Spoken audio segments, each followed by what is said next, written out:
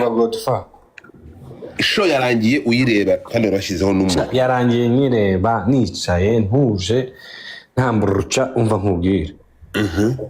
Hari ibyishimo abantu bagira ko barangije umwaka bari mu gitaramo Hego n'umuhanzi nubwo wenda hatarimo abahanzi benshi ngo habemo competition nubwo ntavuga ngo nta munezero haba umunezero wahabaye abafana bishimye icyo wabaha cyose abafana ntabana beza ariko nkubwire tujye tuvugisha ukuri nubwo hanga bakandika ngo irungura besha yes baririmbye nakubwiye ngo hari indirimbo z'amarangamutima The Ben yakozeho aririmba nibutsa n'abantu ati urungano ninde wibuka indirimbo yagendaga bivuga urayibuka abi bese yadukumbushe kwa Rema yari yaje yavuye Uganda yahageze so ari iki gitaramo babwiza ukuri nanarije ibitaramo urabizi banza usubize Rema yari yahageze Sande yigeze kuvugiramo Gatsinde Nyabugogo komiziro urumva banarije ibitaramo bitandukanye ni ukuri kw'Imana nkubwiye hari igitaramo na ese nkumbura igitaramo cyo muri auditorium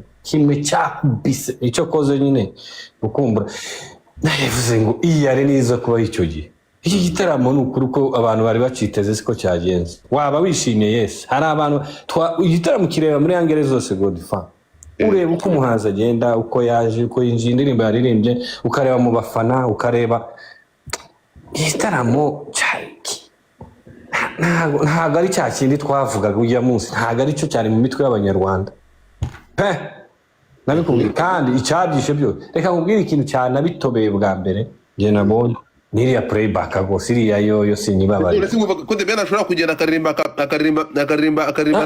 byibuze Godfa indirimbo zibiri yiyaminiye ntago yazikubita gato ntabwo afite capacity yo kuririmba uburyo oya yewe igitaramo cyarangiye uracyafite uruhande tuganire ndabaza ni ukuvuga ngo Ben yaririmbye yakoresheje AI out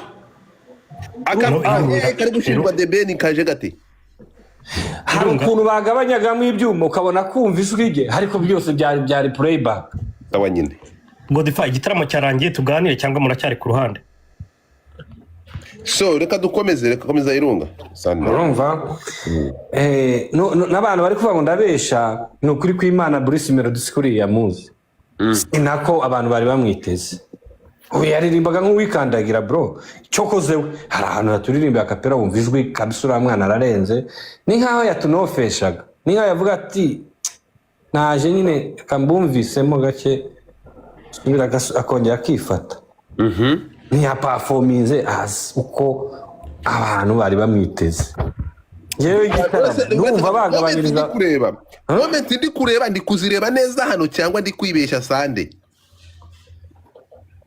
reka dukomeze twumve Irunga niwe wavuze ngo hano self jazz uranyumva Irunga ko umusese Irunga ari kubivanga mukomeze mu nta kibazo ndakumva ibintu wabikurikiye kandi hari igihe umuntu uko sukuri nukuri kwanje uko nabibonye komeza reka twumve self jazz ari mu bantu bakurikiranye bino bintu one by one twagiye ngewe uryo nakurikiranye bino bintu rero mu gutangira kwa Bruce Melody first of all harameze nkaho hari ikibazo cy'amajwi yego abantu baririmbaga umvaga batari kujyana n'abantu bari guplayinga ariko yego ikigaragara Bruce Melody mu gutangira nawe yarameze nk'umuntu wasaraye ako yagerageje kwivanayo no kuri icyo kibazo cyo kuba batajyanishaga n'amajwi yagerageje kukumaintaninga ku buryo ajyana n'abo bantu kuko yaririmbanaga n'abandi bantu akaza kubafasha kugira abajyane muri ritme abantu baririmbiragamo cyangwa bacurangiragamo ubwo rero nimba Melody nako Ben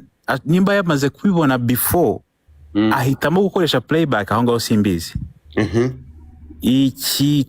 urabona ibintu bijyanye n'ibitaramo nk'ibi ngibi iyo hajemo ikintu cyitwa competition ntabwo ugomba gukora ikosa mu kintu kimwe cyangwa ikindi mu kuririmba playback kuva ku ndirimbo ya mbere ukageza ku ya nyuma aho ngaho niho abantu bose baba bagomba kuvanaho amanota The Ben niko yabigenje niko nge nabonye yabigenje mbere yuko tujya kuri performance ya Ben tugume ku ya Melody yego Melody yakitinze ate yakiriwe ate kuri stage ko Irunga avuga ko Melody hano nta kintu I mean Melody yakiriwe yakiriwe nk'umuntu wakiriwe muri korale Tungane ntabwo yigezwe n'abantu uko ngiye nabibonye Melody cyambere yari afite expectation yuko ari bafite abafana benshi kuko bari banahari pe icya kabiri we yari ameze nk'umuntu ushobora kuba yari yasare wenda mu joro rya nimba wenda yarasare ari kwitegura simbizi so yari afite energy nyinshi ariko ijwi rigasa nkaho ryamutenguhaga akora bizi umuntu ari kuri stage buri kuririmba ugenda nyine ujya muri mood cyangwa ukajya mu mujyo w'ibintu urimo ako kanya kubera ko hari ushobora kuza ufite panique nubwo wenda aba n'abahanzi bakuru ako panique ntago yabura n'abahanzi bakuru cyangwa legend ibyo bintu bajya babivuga ariko ugeze kuri stage ako gapanique ukabasha kugakontorora ukagerageza kujya mu nzira ikwiye yego bro ahangaho amanota yose ubu yafite so none ikindi cya gatatu Melody yaje nk'umutumirwa kuza uri nk'umutumirwa hari ibyo ugomba kuza ufite nk'intwaro cyangwa ikintu ugomba gukoresha mu gutsinda akatubyite bato nubwo wenda byagaragara nk'atari bato abahanzi yari yateguye cyangwa abo yazanye mu kumufasha nyine muri iyo performance ye bagerageje kubikora neza abo Ben yazanye kubera cya kibazo cya playback still byagaragara ko harimo amakosa hari nawe wabona ukabona afite n'isoni pe so nibyo ngibyo navugaga magambo make ariko sorry Godfather sari nkubaze mbaza warebaga igihe Bruce Melody performingaga aza kuri stage ko ubundi ari abaririmbyi ari abakinnyi b'umupira buriya abafana baramataringa kubera bagutera courage cyangwa bakagutera confidence nyine ukaba niba hari n'akantu ariko warebye uyu Bruce Melody agera hara mu kibuga wabonaga abafana ari nk'ibisanzwe ukagira ngo siwe ufite barafana bangana kuri nase ijwi urabihuza gute no kwakirwa n'abafana abafana ko bamwakiriye neza sinzi ahantu uri kugendera n'abafana bamwakiriye neza kuko yari afitemo abafana n'undi afitemo abandi bafana so bivuze ngo abafana bamwakiriye bati uragira ngo bari kurwana se cyangwa bagatubita amabombe no bamwakiriye nkuko abandi bakiraga The Ben ariko nta kintu gishya nabonye aho ntago uganiriye neza iyo tubivuga hari ukuntu umuhanzi abafana baza bagasara The Ben uko yaje kuri stage no kuno Bruce Melody yaje biratandukanye wanje biratandukanye bose hamwe barabataka kimwe ariko ntabwo bakiriwe kimwe kuri stage mu kubataka aho ngo naho ntago tubyumvikanaho guha akagero uretse gisa cy'inganzo Kinganzo sinzi ibintu yatwambariye ariko yashuhije jewe uko nabibonye yego stage kabisa mu bintu bijyanye byo kuvuga ngo guperforminga mu gutangira pe The Ben bari bamuteguriye ntabwo ibyo byanze bari bamuteguriye n'uburyo bamupresence handi n'abahererekanyaga amagambo umvaga badashaka kurekera kuvuga uburyo bari bamuteguye mu kwinjira bari bamuteguye nka nyiri gitaramo pe ba MC bazanyemo ibintu bimeze nko gufana nko gufana bari bamuteguye gufana Ben uburyo mani uzko babanje kuzamuza abantu amatoroshi iya telefone Godfather ndi wari watumiye abaturage banarize igitaramo mani uyu mwana muko gavuyeyo none se ndi wari watumiye bari kuvuga ngo ba MC ngo ndi watumiye igitaramo nago turi kumwima credit ari bato bavuze yuko niba analyse tuyikorere uretse gatoya kora analyse dukorere bahereho basengeye abasani bombi wabonye ko The Ben yazanye korari duheraho basengeye basoza umwaka rero arakantu waruvuzeho ko kaba MC kagarukiyeho gato reka nsobanure point yanjye sibyo niba baratubwiye bati tugiye gushira wenda abantu baze baduhereza icyo bafite sibyo umwe akavuga ati ngende munyakazi undi akavuga ati ngende gisamagwe se nindi watumiye wait Dona twebwe nk'abantu baje kureba show ntago tureba uwatumiye cyangwa utaratumiye ntago bitureba iki tureba ni ukumenya umwe ni munyakazi koko undi ni igisamagwe koko nicyo twebwe dushinzwe noneho njyewe nka MC ikintu nshinzwe njyewe MC gukora akazi kanjye ko gupresenta buri muntu wese byari byiza byari na ngombwa ko Bruce Melody tubimenya ko nawe yakoze amashow muri Amerika ibyo bintu namwe ba MC nabo bakabishyiramo yego kavuga ko yakoranye indirimbo n'abahanzi bakomeye nka ba Shaggy bande nyine nawe tukamwumva ibintu yakoze bya hatari nawe bakamufana nyine nkuko bamwakire kuri stage. You get that point? Ako niba bose bari umwe yagombaga kutwereka ko ari Tiger undi akatwereka ko ari Munyakazi mu gihe bagiye kwakirwa MC ugomba gukora general ibintu bingana niba bagiye kwakira Bruce Melody kuri stage kuki bo batababwiye bati ni mucana amatoroshi na Bruce Melody tumwakire Munyakazi kuri stage. Ibyo uvuga ndakwemera jewe hari ikintu Godfather wakonye no kutubaza ngese igitaramo twe expectingaga nicyo twabonye igitaramo twache expectingaga ko hari buze kumamo competition hakabamo energy ziteye ubwoba ku bahanzi. No kuvuga ngo aba batipu kuntu bakoze ibintu byabo ku masosho ku mbuga nkoranyambaga zabo. Ngo umwanya uvuge point yawe. Ubambwire Mike wa mubyeyi we. Ndaguha umwanya yatwitse oya ndavuga. Okay sheri okay. Mute your mic ntabwo uko bigenda ku. Ndi kuvuga ngo niba baratubwiye bati umwe ni Gisamagwe undi ni Tiger. Muribuka ko umwe ni Tiger undi ni Munyakazi.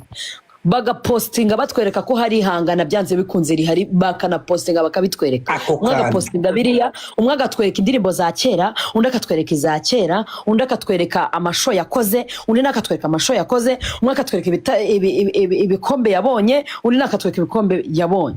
Bivuga ngo niba tugeze mu gihe cy'igitaramo ntago dushinzwe kumenya ko hari umulegend nta nubwo dushinzwe ko mwafite imyaka mike nta nubwo dushinzwe kumenya ko hari umukuru nta nubwo dushinzwe kumenya ko hari wakoze ibintu byo kuvuga ngo iki ibintu byo gutaka aba MC bagombaga kubyihorera.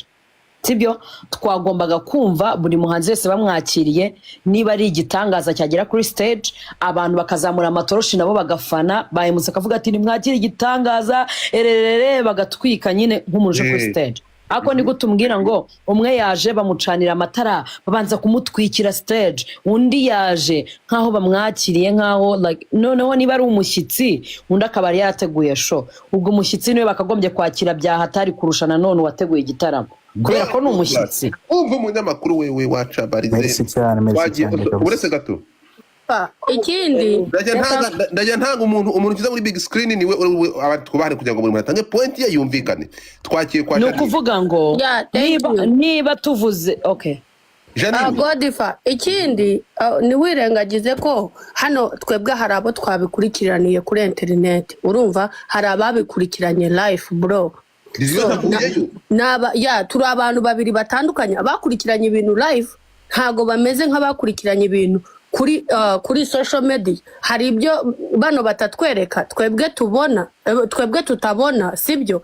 So rero nitwinjira aho ngaho tubanze dushyiremo umwanya twebwe twanariza uko twabibonye kuri social media abandi nabo baduhe uko babibonye kuri stage kugira ngo tubashe kugendana kubera ko MC Liliose ashobora kuvuga ati ngiye mvuyeyo nabonye ibi ngibi nkamuhakanye kubera ko nge sinabibonye kubera ko siho narindi ngiye nabibonye kuri televiziyo yanjye sibyo Godfather.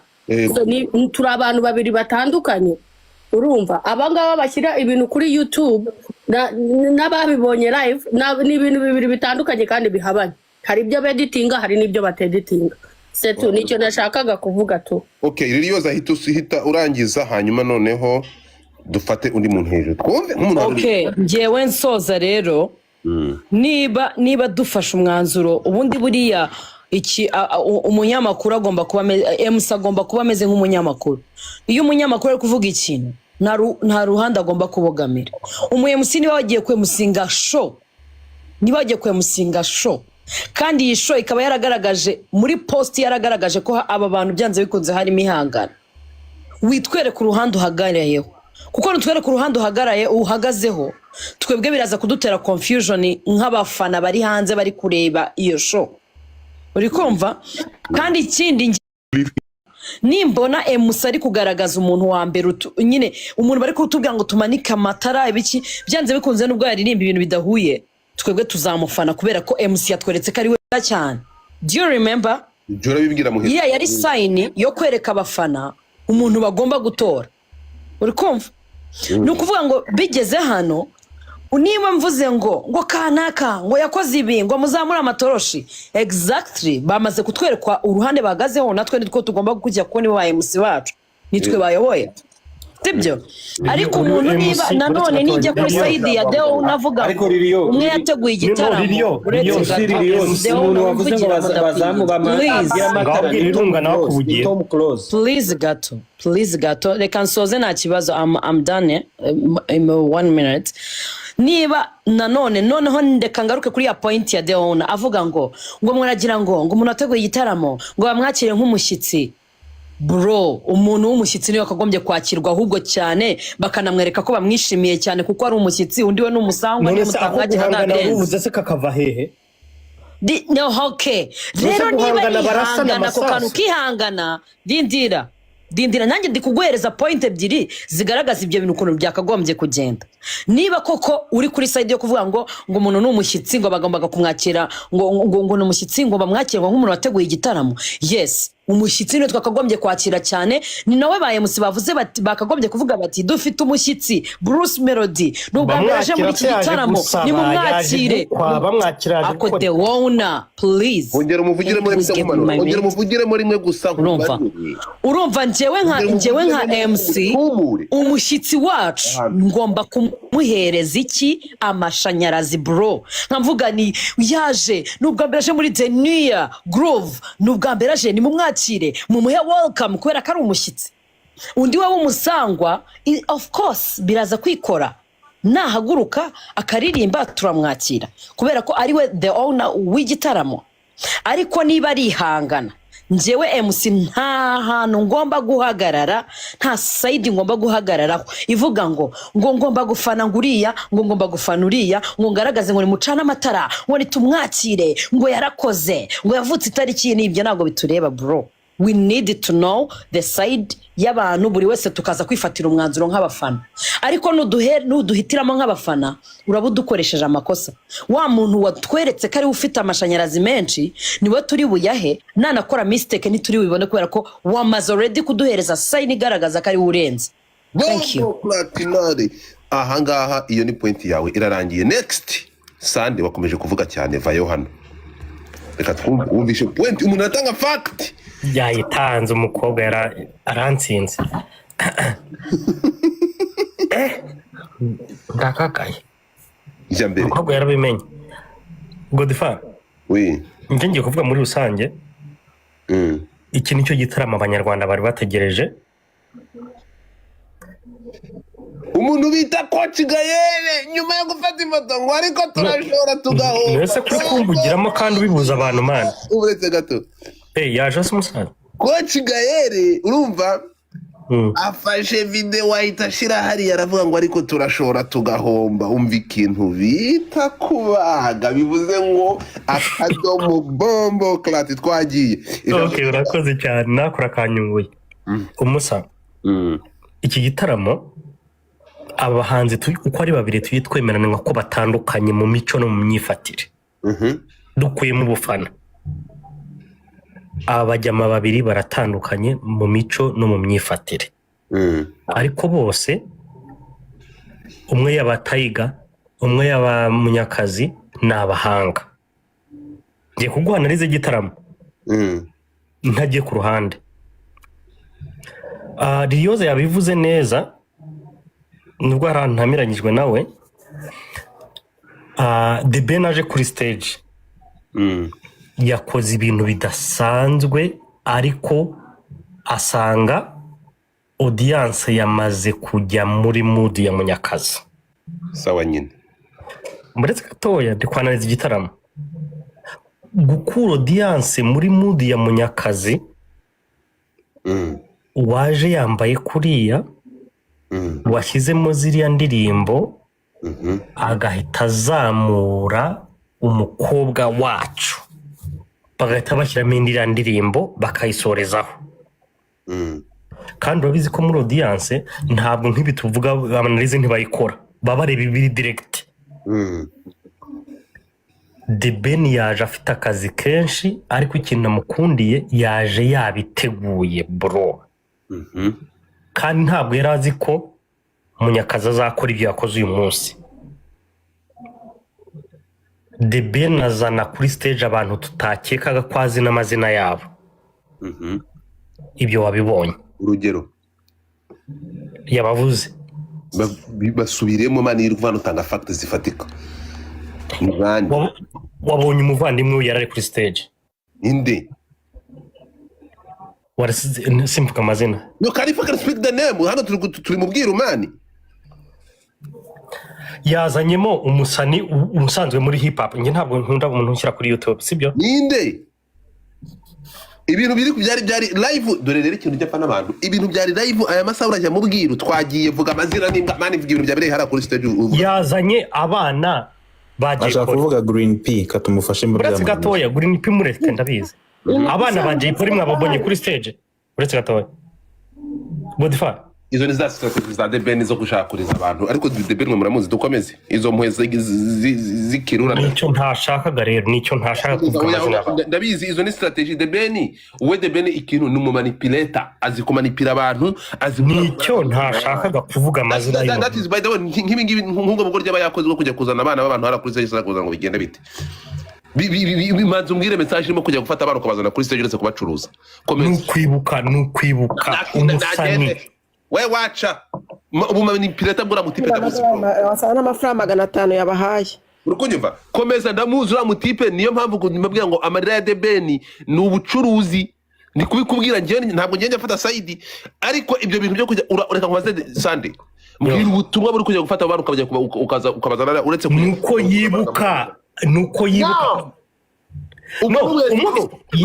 yacuranze indirimbo za kera. Mbwira korabo ye uretse gato mbwira korabo ye na se wabo bana kugira ngo abazane maze muzana amakorabo bro. Ndikukubaza mbwira korabo ye afitanye na se wabo bana byatumye yenda yaramufanaga. Wacha tugende ibi ngibi nibyo bije bindakaza si nkundi ryarya mu buzima uramutipe afite ukuntu ashaka kumanipira abantu agashaka gufata abantu nk'ibigoryi. Strategy yakurira buze worajya kuzana kugira ngo kuri amaranga muti muzana abana bagiye kuri stage. Uranyemera ndangize ariko ibyo ngibyo ntabwo ari byo. Ibi mu bintu bituma ibyo byo gushaka kumanipira abantu nibyo nanze. Kurira abona kurira bitakirya uri kujya kuzana abana bagiye ngo bigende bite komeza. Ariko rasha none se manipira sorry ndikubikuza kuko ngewe ibintu narimbuze ngo manipulation irenze ya Kinyusi ni ariko manipulation Kinyusi yakoresheje madanda guha ijambo rya hara hejuru ndi kuvugana na Sandra hejuru ngaho banza madamu wundi umva ushyuha uyarangiza point zawe rangiza point yawe. Godify igitaramo cyagenze neza. Abanyarwanda ikamba mu maso y'abanyarwanda ni niwe wegukanye ikamba buretse kumitisha mu mbaza kubwira ko igitaramo cyagenze. Yego abahanzi bose ba performance neza buri muntu wese yakoze ibintu byiza niba babonye backstage abanyamakuru ni Sande ntabwo bavindimwe ntibafite ijwi rimwe ntibaririmba bimwe fata ninde warushije undi ibyo kumbwira ngo bose baririmbye neza sibyo nibikuru kumbwira ninde waririmbye ninde warushije undi bro ibyo bikora abantu bakora ku gihe nibo nabonye batishimira iby'abanyarwanda bose bakunda ngenda kubwira abantu bose uko bakoze buretse gato. The Ben Kinyusi yamukubisa akanyafukunda muri bato nkuko byari bimaze imyaka bitegerejwe cyangwa The Ben uyu munsi yamweretse ko ari daddy. The Ben yamweretse ko ari daddy. Thank you Fabiola. Okay urakoze nibyo nashakaga ntabwo Sunday you are free ntabwo ngira bizi ntabwo njya namaranga mutima kunyana kuninganisha. Okay all right. The Ben yeretse Kinyusi ko nubwo Kinyusi akora performance nziza ariko daddy ni The Ben. Ushingiye kuki? Here we go do fact ebyiri zonyine. Ikintu ushingiyeho yego The Ben yazanye kuri stage abantu abanyarwanda bari baribagiwe. Okay urugero mbwira ndakumva bro nabivuze yazanye yego abaraperi twabonye kuri stage ntumbaza amazina yabo yazanye abana banyakwigendera nubwo umwe mwabisuzuguye yego yenda yakuza mufana cyangwa bari bafite na projet ataha batarazikora twabonyeho umuvandimwe we byo nukwibuka umuryango umuraperi ukomeye utakivugwa nukuvuga ngo uretse gato umuhanzi wacu yatuzaniye ebyafayo urakoze cyane Sande ndakumva kandi yakoze ku maranga mutima yawe niyo mpamvu y'ubucuruzi urakoze cyane soza icyo aho nasoreza igitaramo cyagenze neza. Merci. Urakoze cyane. Next, munyumve neza cyane n'ikintu cyaka kuvuga. Thank you Fabiola. So tugende. Hano uraza kujya njewe niba uri umufana niba wanyuzwe n'ibyo The Ben yakoze ngo inume fact yabyo. Niba wanyuze na Bruce Melody nubwo tuzi ko ejo tuzaba twamaze kumenya ukuri. Hambo ijambo ni ryawe. Wabibonye gute wabikurakuranye gute byari bimeze gute? Mutapping screen. Okay, happy new year ya kwanza mbanze mbaho umwaka mushya bamwe twabonanye muri 2025. Umanyuri yo modoka yego. Mukore kuri go.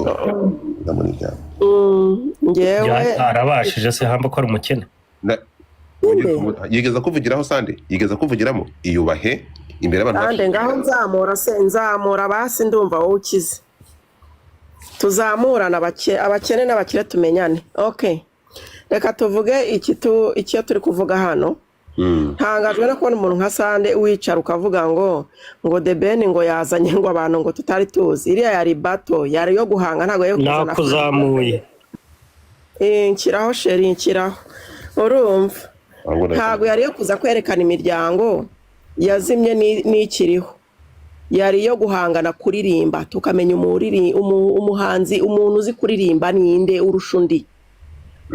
Ibyo bindi waza uri kuvuga byo kuzana santima ntago birimo. Reka nkubwire Ben araririmba ntawe ubihakana nta nutabizi ariko reka nkubwire bro Bruce Melody yamukubise inda ikinyafu kunda kinini pe urumva ko si wose imperuka ari ushinzwe batamupromotinze nkuko we bamupromotinze ariko rwose Bruce Melody live yakoze indirimbo yaririmbye none harimba live man undi arimo arakora playback muri 2026.